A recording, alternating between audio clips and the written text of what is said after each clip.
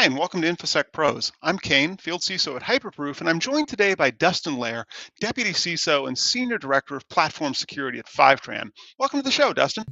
Hey, it's great to be here, Kane. Looking forward to the Fantastic. discussion. I'm so looking forward to it as well. And because this is a live stream, if you've got a question for Dustin or a question about Fivetran or about Hyperproof, please drop it in the comments on either LinkedIn or YouTube, and we'll take those as we go along. So first, let's talk about you, Dustin. Can you tell us a little bit about your journey to becoming the deputy CISO and the experiences that have shaped your approach to information security? Yeah, absolutely. So I started as a software engineer. I wrote code for 13 years. Okay. Variety of different industries. I was always the type who, wrote code during the day and then I would actually go home and have side projects and stuff at night. So learned pretty quickly, what to do in terms of building software, which always included a quality element, right? So I was always of the mindset of like making it work is just the first step, but thinking about all the other things that are involved in software, like making it maintainable, making it performant, making it secure, was always just something on my mind. So I pretty naturally moved into more of like a application architect type role, which led me into a security architect role. And then I was actually in the security industry as a security architect for about 4 months.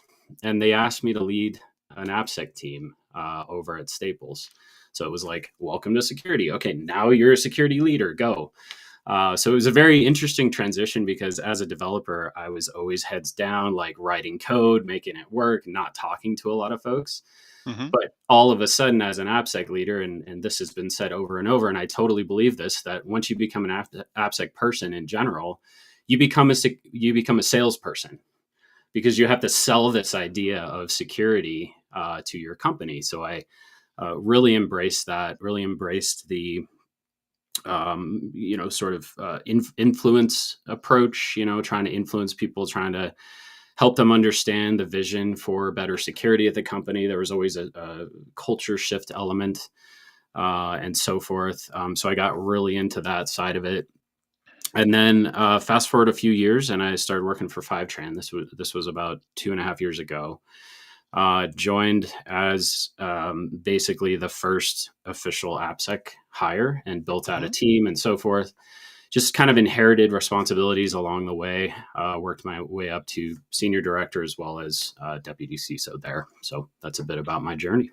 Okay, that's quite the journey. And now I want to disambiguate some terms here because there's lots of different types of CISO, it turns out these days.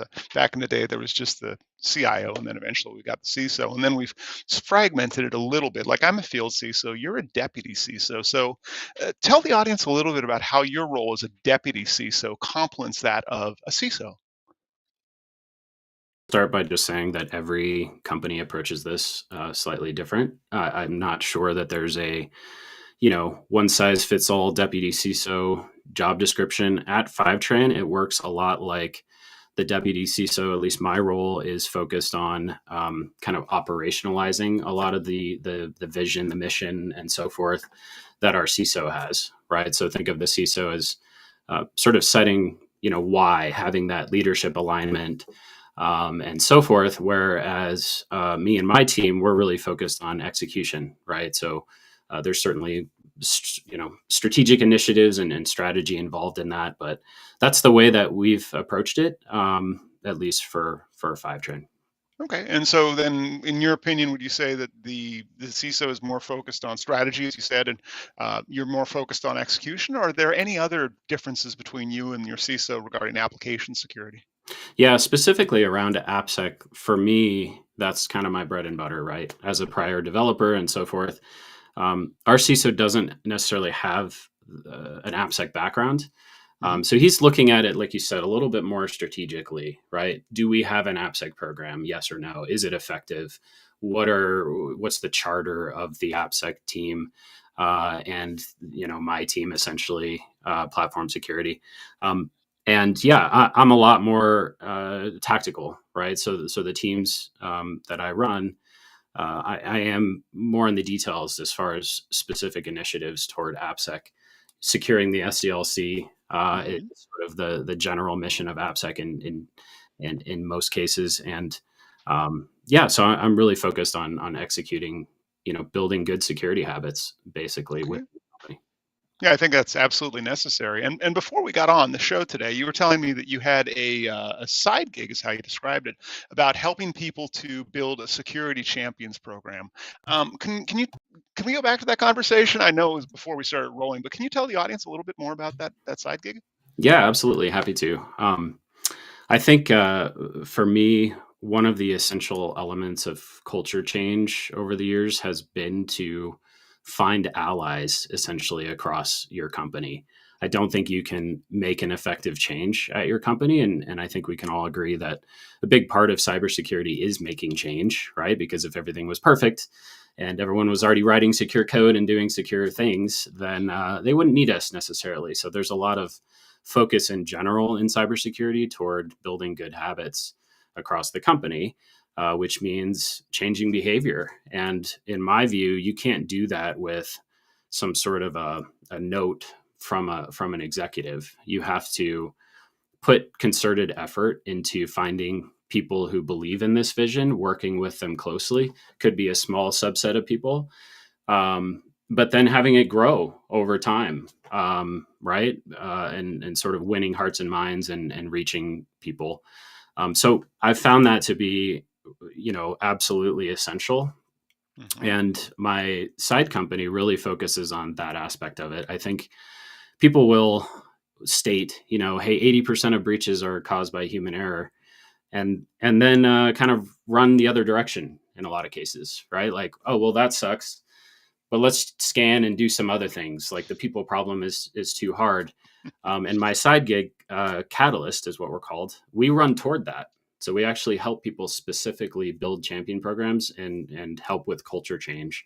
We have services. We have essentially a product that helps gamify, which helps to motivate people and helps with engagement and so forth. So yeah, it's been a really fun project so far.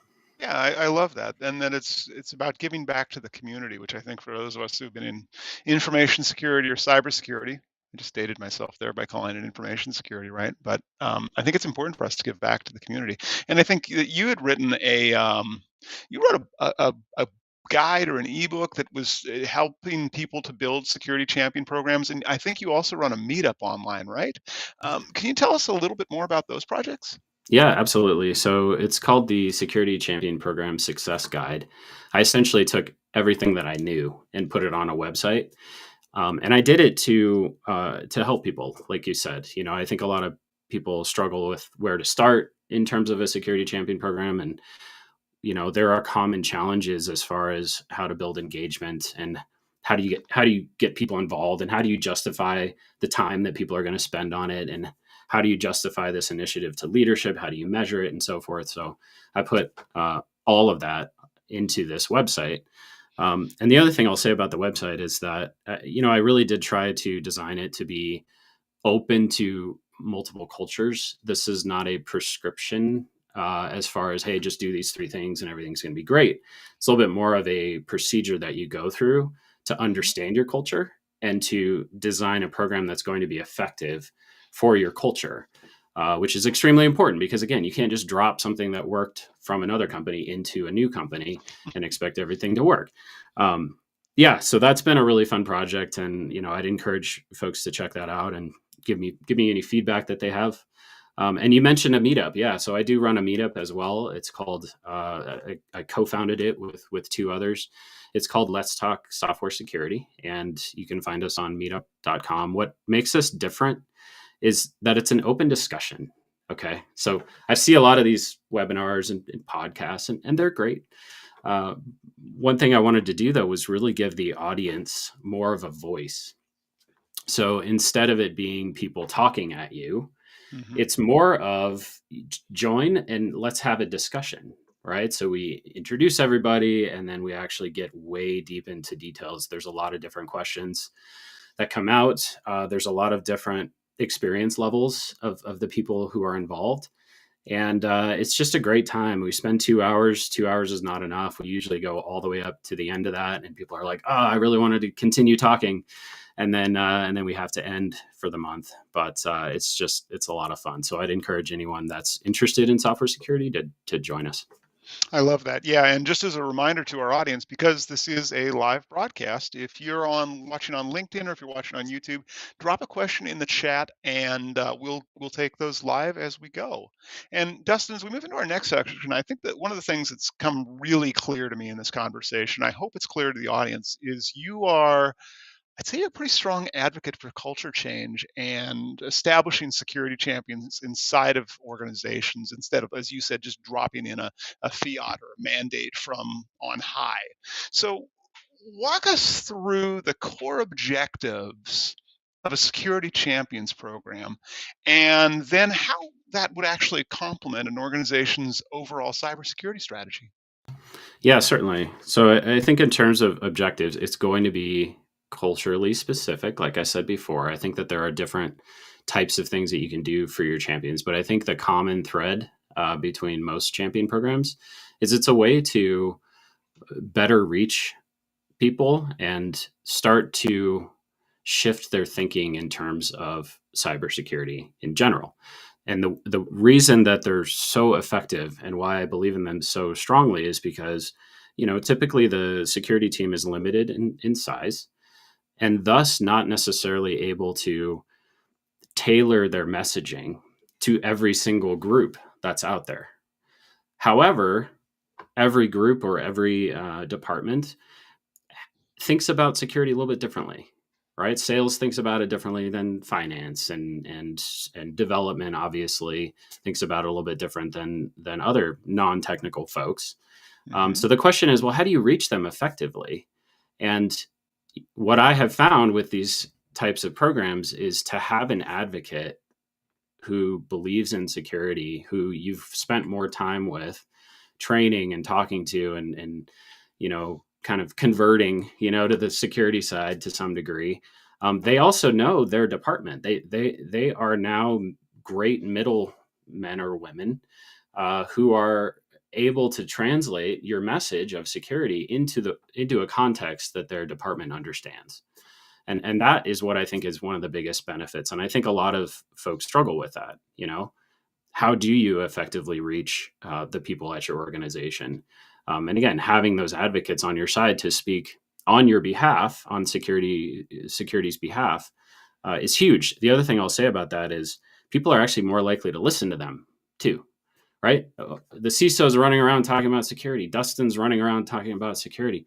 Hmm. Whatever. They're security people. That's what they do. They're easy to just ignore, whatever.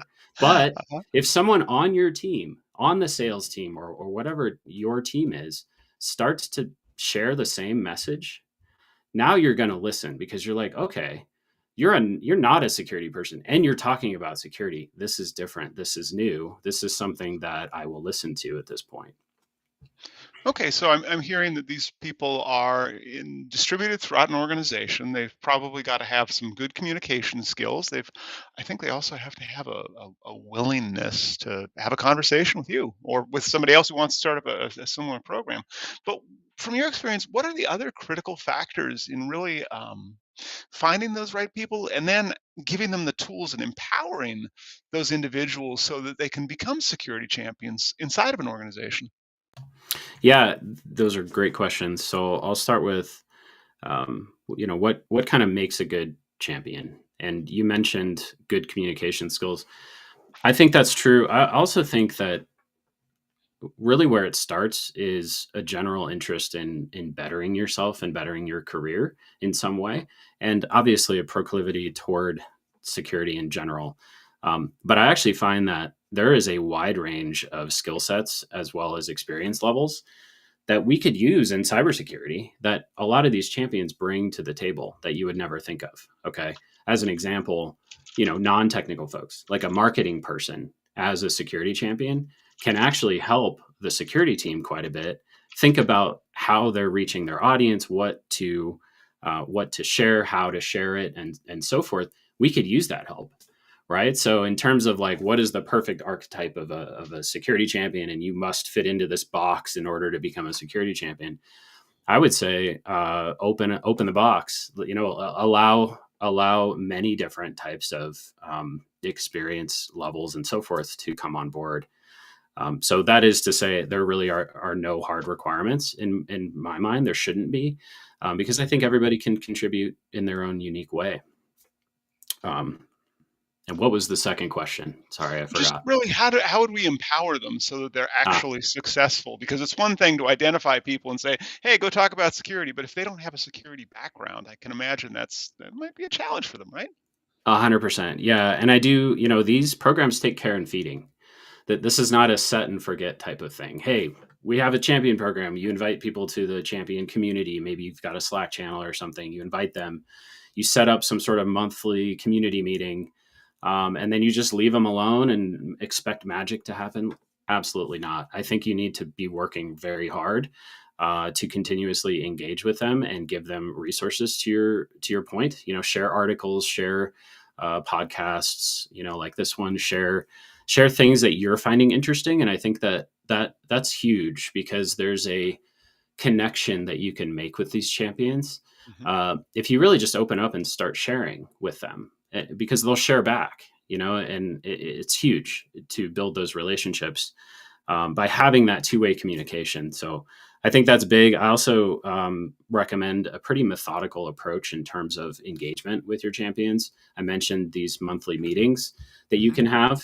People, everyone can get together, maybe center around some sort of topic of the month or something. Have some sort of maybe a presenter, an expert in the field come in and talk with them and sort of share things about AI security or phishing or software security topics like OWASP top 10 and so forth, and just kind of have that theme of the month, and just be sharing resources and sharing things with them. I think that's really important. I also think in terms of what to share with their teams, I think it's also important to, sorry, there's some background noise. I hope that you can't hear that. It's faint. I have children. One of them is screaming right now, despite my best efforts at environment control here. Anyway, so yeah, I think it's important to share those resources so folks can share the resources with their teams as well. And I'm hearing it's really an ongoing process here. This is not a one and done where it's like, here's a security thing, go read this, and then off you go, and you're empowered now. We do have a question from the audience, and it's a more technical question than we've been talking about before here. So I appreciate the thought that was put into this. And if you do have a question, please do drop it in the chat on either LinkedIn or on YouTube, and we'll make sure that we take these live. And the question is about strategies for integrating security controls into your CI/CD pipeline without impacting your dev speed, your development speed, or your operational efficiency. So a very technical question.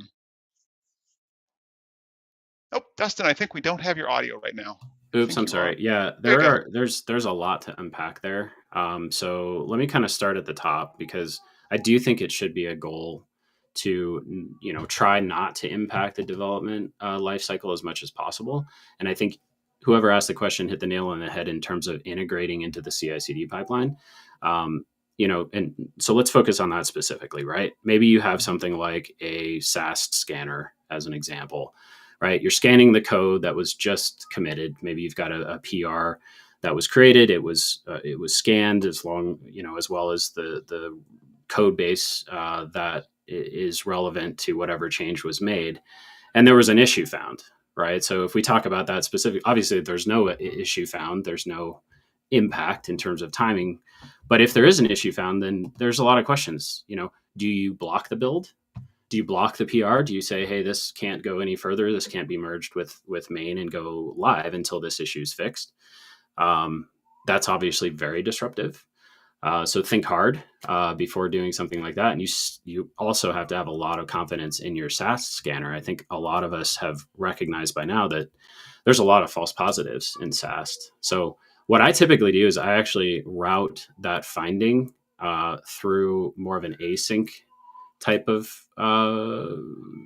procedure, where folks maybe get some sort of alert or notification, or the security team receives an alert or notification to look into the issue more deeply, Hmm. and not block the build during that process, right? Let's say that you allow that to go through and you sort of have an investigation and so forth that happens in the background, where if the issue's now found to be valid, you can get back to the development team.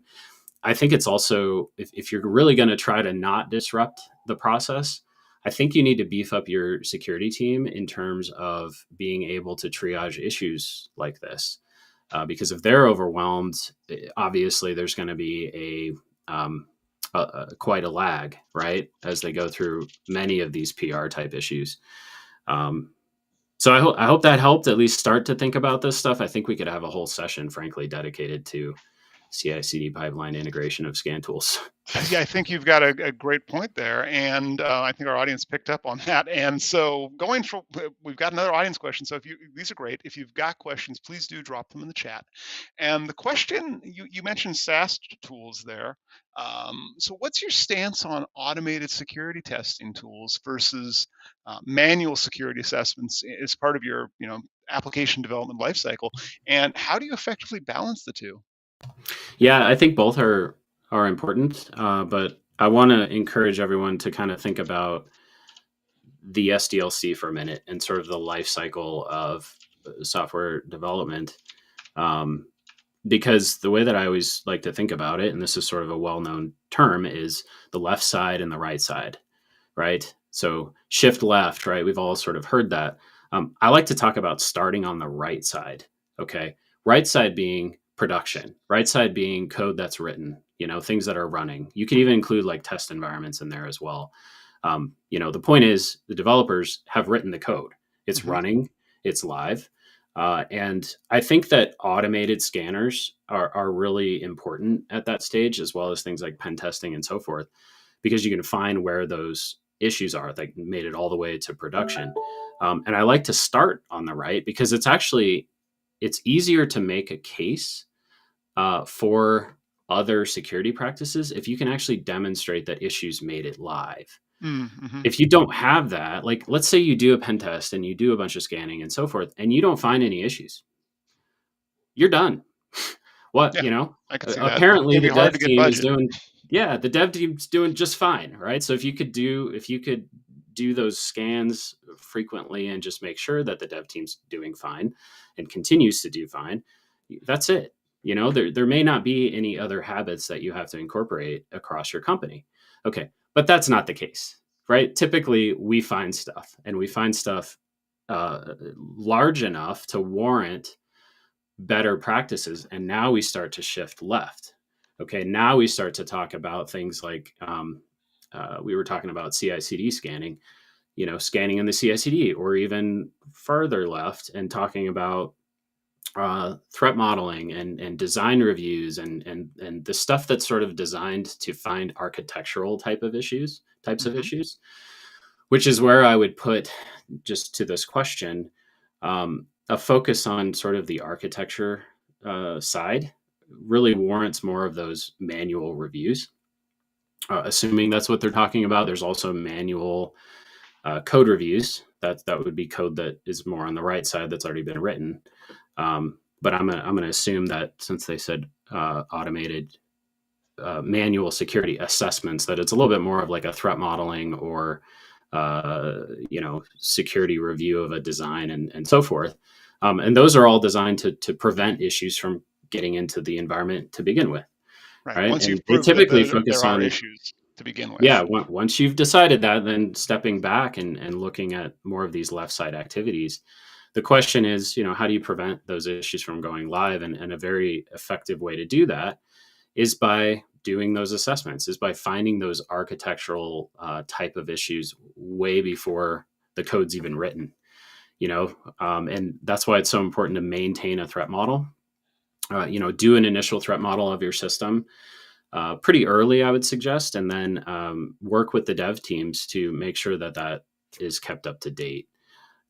A lot harder to do than to talk about it, because it takes work, and I don't think anybody really likes to do documentation in my experience. Technical folks want to be building stuff and writing code, which kind of puts us on the security side behind. Like we're always sort of chasing folks and asking them questions and can you document this? Or maybe we end up documenting things for them because they're too busy or they have no interest in it. But it really is in the benefit of everybody to have that sort of documentation, because I think it helps everyone, right? It helps the engineers understand their systems too. One more thing I'll say about this, I feel like I'm talking about a lot, but there's so much to unpack There's here. a lot, as you said, to unpack with that question. Yeah, and I think as you do these manual assessments, there's a major benefit for the development teams as well, because they always learn from them. You should, if you haven't experienced this yet, if you haven't done a threat model with a dev team, one of the coolest things that happens is as you start talking about the system in more detail, the developers will start talking, and they'll actually learn from each other. Oh, it works like that. I didn't know that. Why did we do that? And the more senior architect or whatever will say, well, here's why, and they'll question it. And it's just this great free flowing sort of open conversation and honest conversation about the health of the system that they've built in general that goes beyond security. It's just an amazing type of activity. Yeah, it sounds like a good way of building camaraderie among the team as well. So I want to thank the audience for dropping that question in the chat. Really do appreciate that one. And if you have other questions for Dustin, please do drop those in the chat. I want to take us back to what we've been talking about previously, which was security champions. And you kind of laid out some ideas there around like metrics and measurements. So I know how you'd measure like code effectiveness. I know how you could measure, well, at least I used to know how you might be able to do code metrics and figure out how many bugs you've got in a given KLOC or 1,000 lines of code, that kind of stuff. But going back to the security champions program, what metrics do you use there, and what would actually indicate that it's being successful when you're running a security champions program? This is such a great question. It's very similar to how you would measure the effectiveness of training in general. And I think there's a lot of questions around that typically come up in any good, cybersecurity program. Like, is this training effective? How do we prove that this training is effective? And the problem is you can't get into the minds of the actual trainees to see what effect that training had. You can't see a developer who was about to write some sort of bad code and they remembered the training they had last week, so they didn't write the bad code. How could you ever prove that? Right. So really my focus is around uh, building correlation, right? There's direct causation that is very difficult to prove with a training program as well as a security champion program. So I like to focus on correlation, and really what that means is, are you seeing some sort of material result that you can correlate with the training? And one of the ways to do that, well, there's two kind of general approaches that I like to use. One of them is sort of the A/B testing idea. Okay. We've got different groups, and those different groups may take different training or more training versus less training or whatever that is.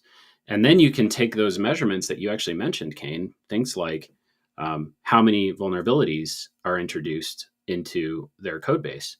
And you can measure those things, right? And as long as you do it statistically, if you do it in a way that is statistically significant, which means maybe you pick random people from teams, have a random sample, large enough sample size. We're kind of going into statistics here, but then you can actually make a very strong case that the groups, there was something different that was introduced if those results are different, right? And you can point that back to training if you've set up the experiment right.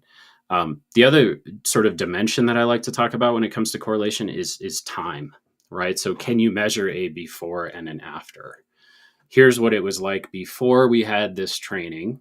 Here's what it's like after. And if you're able to sort of isolate the environment in a way that you can prove that, then you can show that, hey, when we introduce this training or security champion program, we started to see this effect.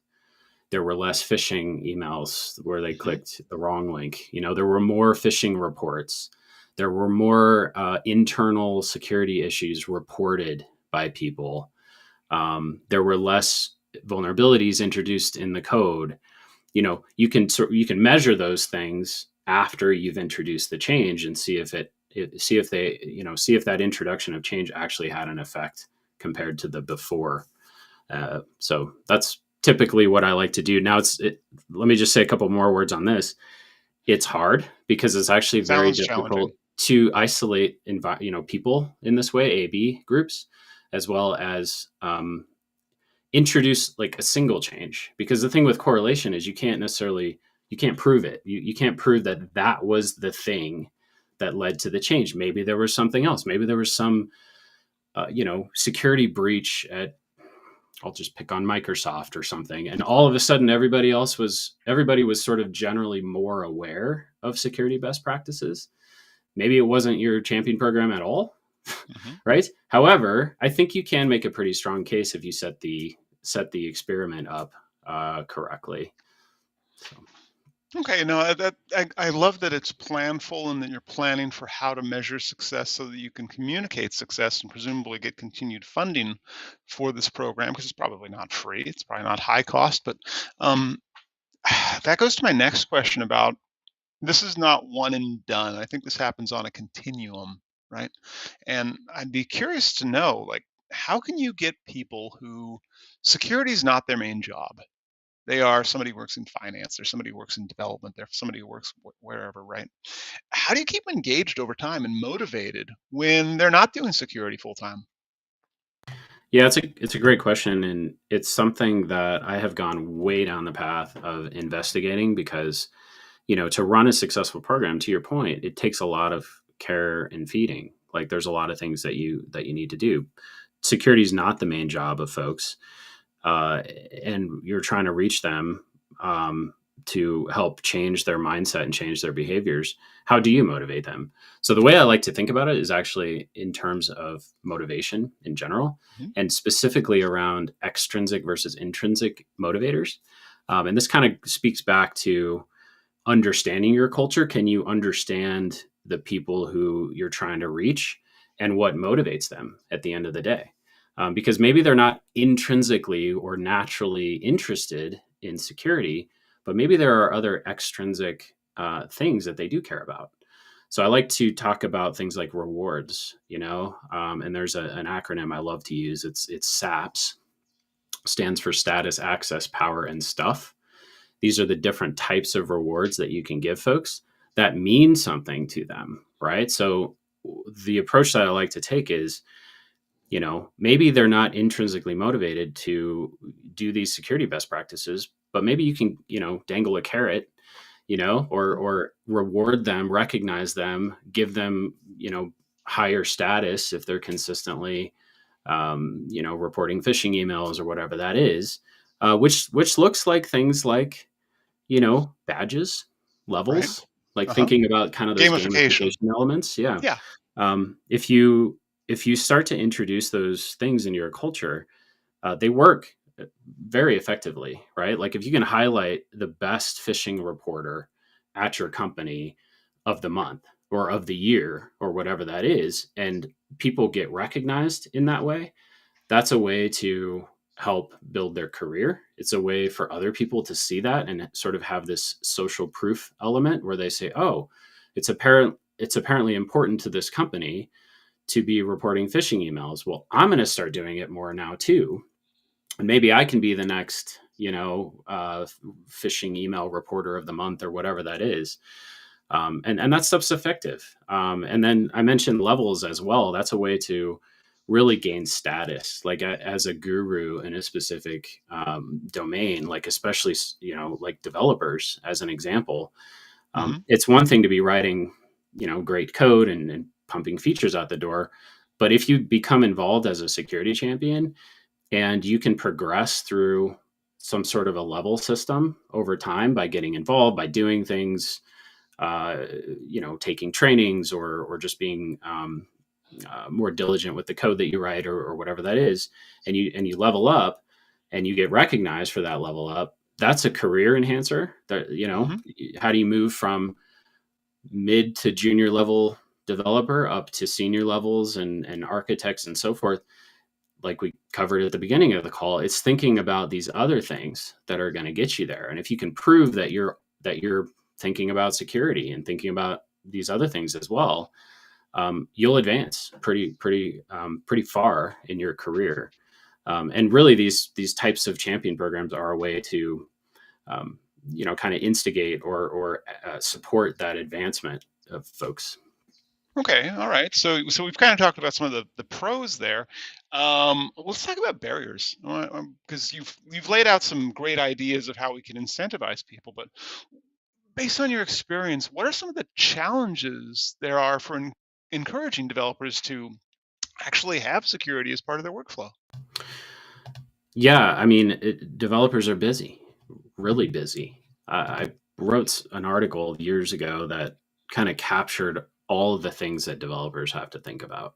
It's a lot. Okay, they're extremely busy, and if you slap one more thing on their plate without some sort of incentive, they're going to resist it naturally. They're going to say, "I just don't have time for that. How would I have time for that?" Right?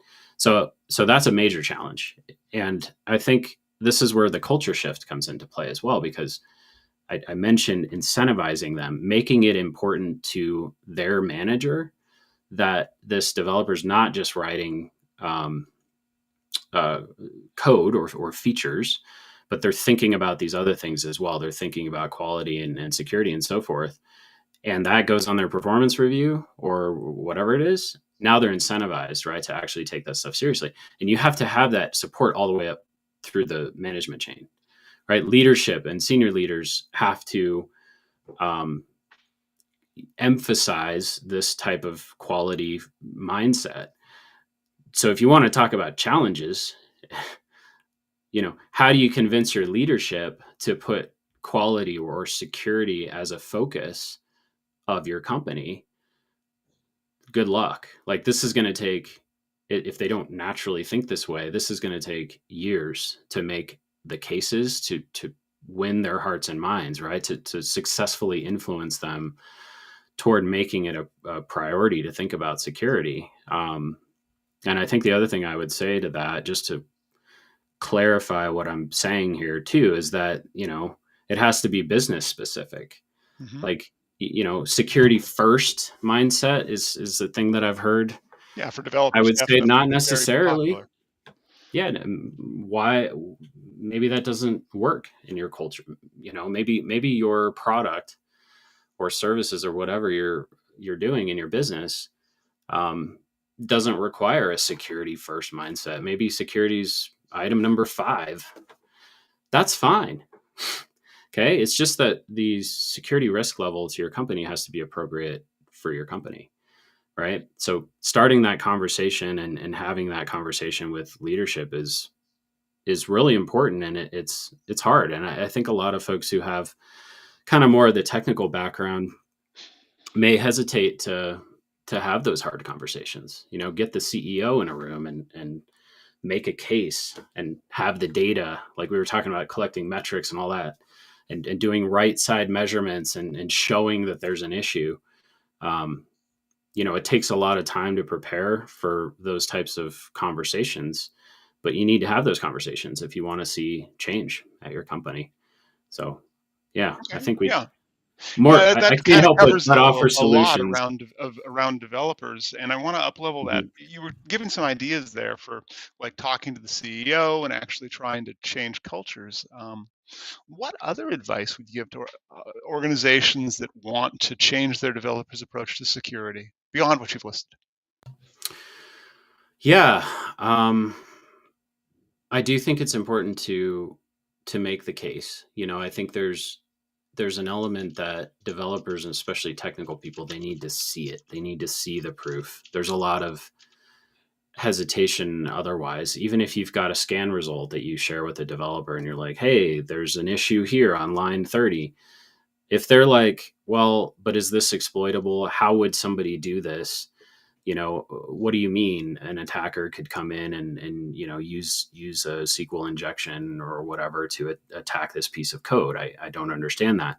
Taking the time to demonstrate that and sort of win those battles one by one shifts hearts and minds as well. So thinking about it as a leadership level and really considering, you know, that side is big, but also down in the grassroots level, like every single time you can convince a developer in a specific instance that something is an issue and you can explain how that works and how an attacker could exploit the code that they wrote and so forth is an eye-opening experience for that developer as well.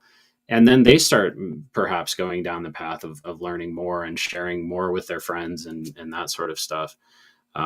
So I think thinking about it at the grassroots level as well as the leadership level and sort of coming at it from both angles is very time consuming, but I think is totally worth it. And you're It you're sounds gonna very be sort of rewarding. winning those battles one by one, right?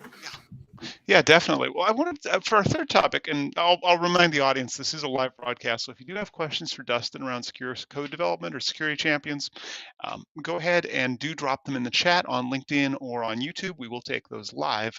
But I'm thinking about external motivators. I spend a lot of time thinking about regulation and litigation, which is not my background, but I've certainly learned quite a lot about it. And I want to get your impressions on some governmental initiatives around secure coding and that concept that that's going to be a driver to get organizations to change. I remember earlier this year that was the White House's Office of the National Cyber Director, the what is that, the ONCD.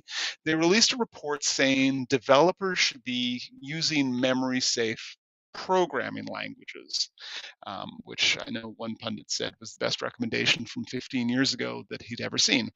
But before we get to that, I want you to share your thoughts on how the landscape of application security has evolved over the past decades, and how that's related to the solutions that we've seen over time.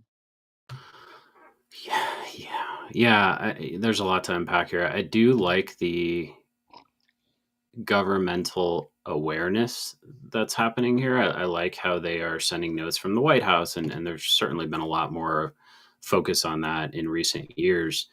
But to kind of go back in the day, I think when people started building software, obviously they didn't have security on their mind, and we've seen major breakthroughs. Like if you look in even the last 10 years, um, I think there's generally just more awareness around this from the news Hmm. media as well as governments, and I think that there's sophistication on the attacker side that worries people as well.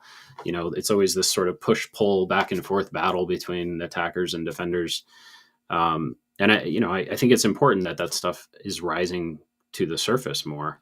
Now, in terms of the White House memo that you're referring to, using memory safe languages. I think it's a good recommendation. It's Hmm. not a bad idea. I think that in general can help.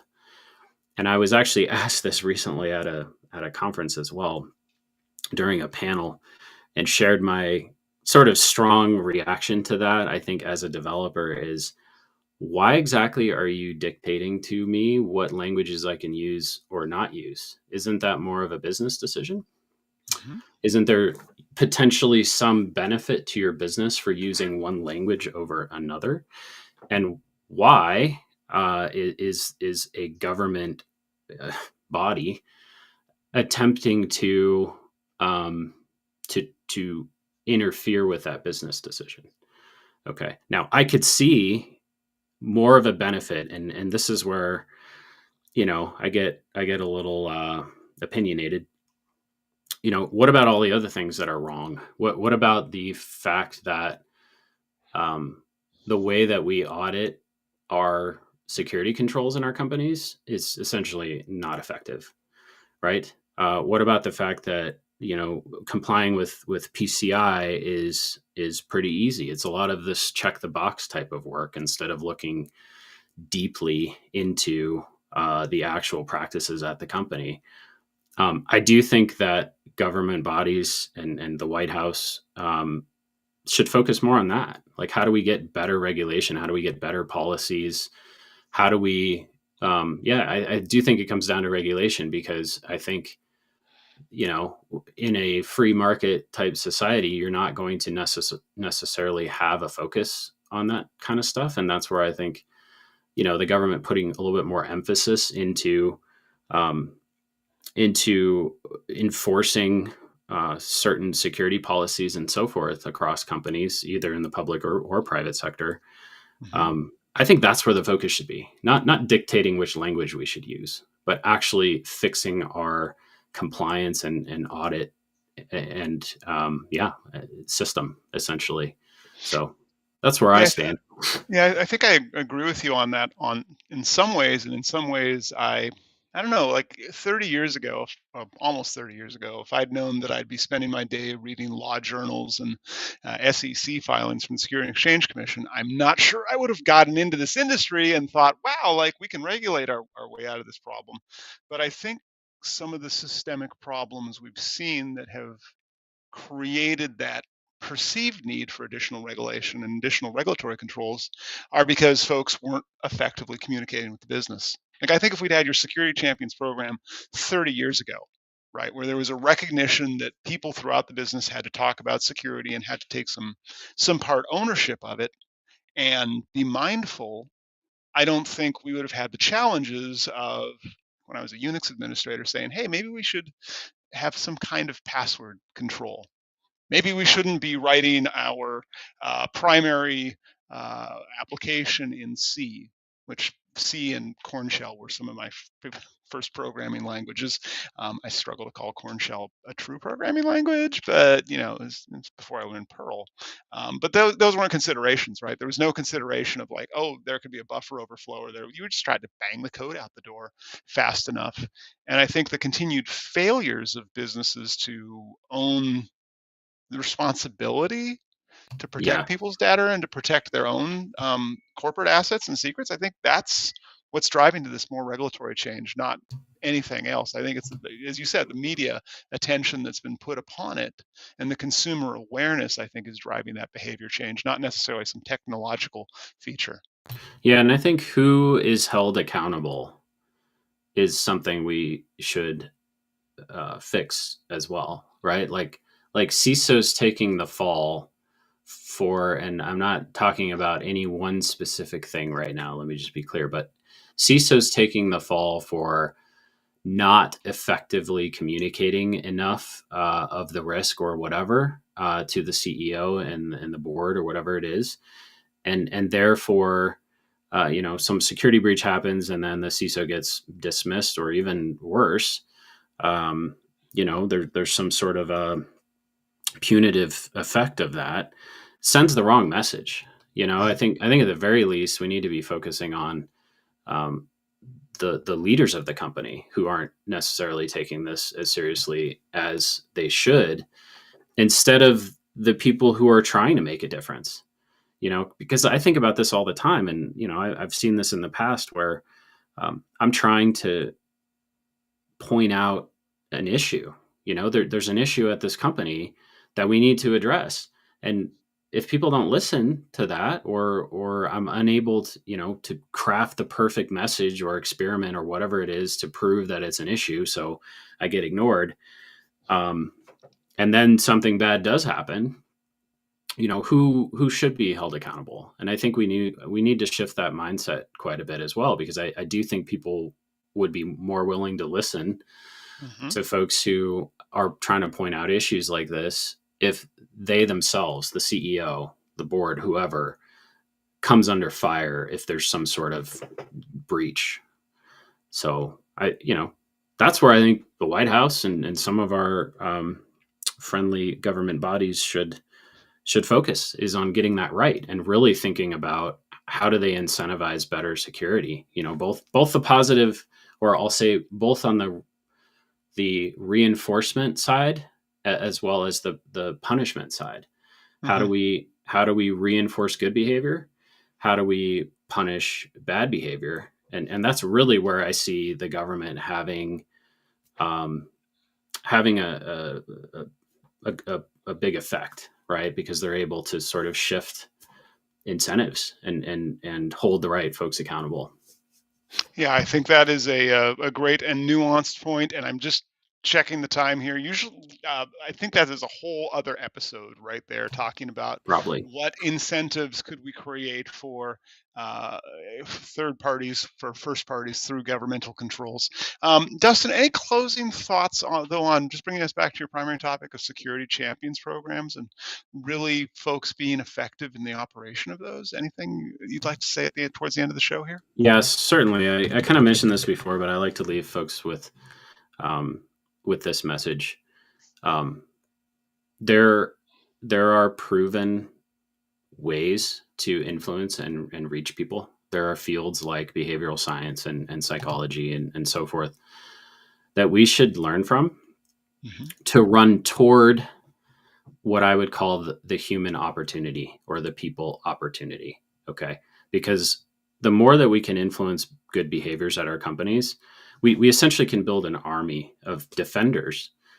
Um, and I would just encourage people to run toward that, better understand their people, better understand their culture, and, you know, focus on making a change. It's a long road. It's hard. Hmm. Uh, but I think it's completely worth it. And, I think the technical side of the house is important, but I would just encourage us in general to focus on the people opportunity. People opportunity and running towards hard problems. I do love that. And with that, I want to thank you for being on the show today, Dustin. If you're watching this and you know somebody who we should have on the show, or alternatively, hey, if you think you're that person who should be on the show, drop a note in the comments or just DM me directly. With that, Dustin, I really want to thank you again for joining us. And I want to thank our audience again for tuning in for today's live stream. Thanks, everyone. Thank you. It was great to be here.